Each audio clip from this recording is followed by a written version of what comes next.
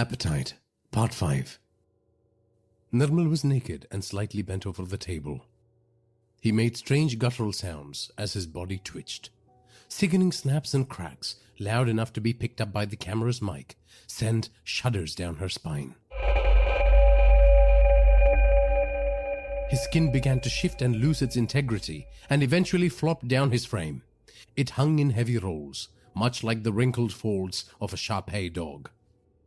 Blue veins bulged prominently on the disgusting folds of flesh, as Nirmal's once human speech devolved into a series of screeches and hisses. Now she knew why they couldn't have children. She was the vessel for a monster's corrupt seed.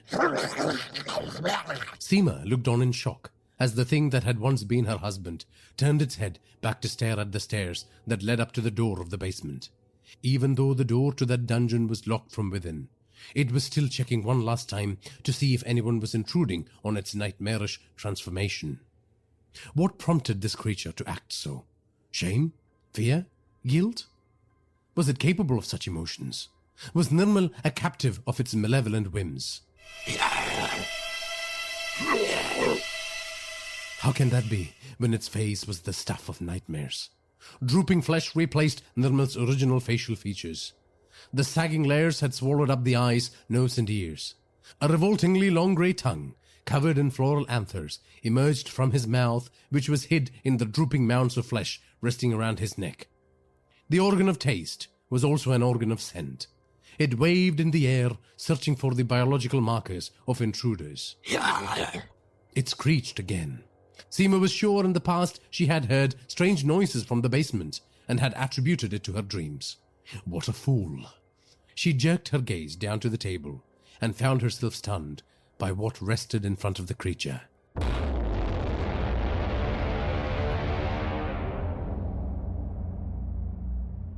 A human head. The monstrous being spun around, slurping up the contents of the cranium with obscene flicks of its tongue.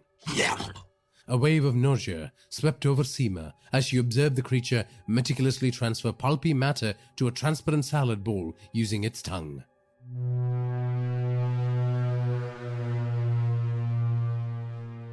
No, no, no, she cried out. The vertiginous realization left her reeling. The intended destination of the scooped-up substance was all too clear.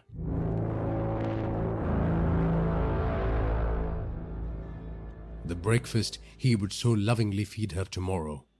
So all those meals he had prepped for her throughout the years.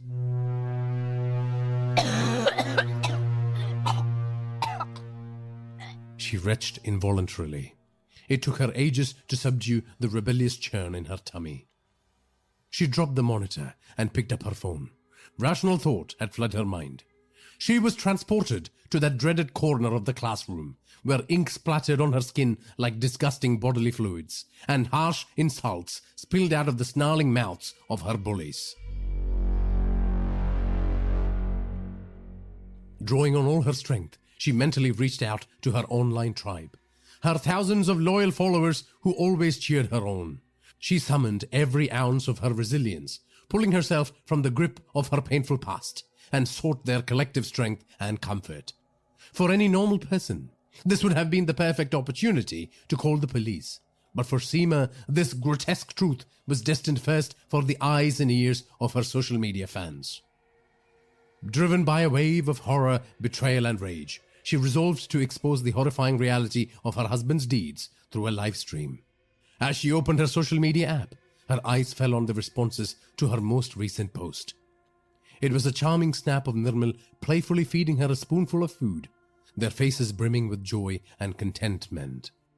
"You are so lucky to have such a wonderful husband," one said. "Mine wouldn't even check if I'm alive." "Truly, you are blessed to have such a handsome and caring husband," the other said. Comment after comment praising their wonderful marriage. Nirmal's guttural sounds echoed from the monitor nearby. He was slowly and painfully changing back to his human form. What would they think of me? Of the life I have built? A film reel of humiliating events raced through her mind. In the distant past, when self-loathing for her body had dominated her thoughts, a shadowy entity had haunted her. This silent, insidious companion had gradually eroded her willpower, steering her into the relentless clutches of eating disorders.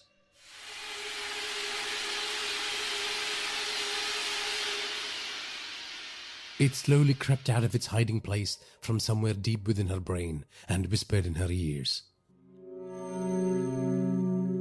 Seema let her phone drop onto the bed. She refused to witness the last stages of the horrifying transformation taking place in the basement and turned off the monitor. She lay wide-eyed on her bed, staring at the ceiling for what seemed like an eternity. Gradually, the idea for the next day's social media post took shape in her mind. Perhaps she could showcase the stew meticulously arranged amidst vibrant flowers and sparkling crystal bowls.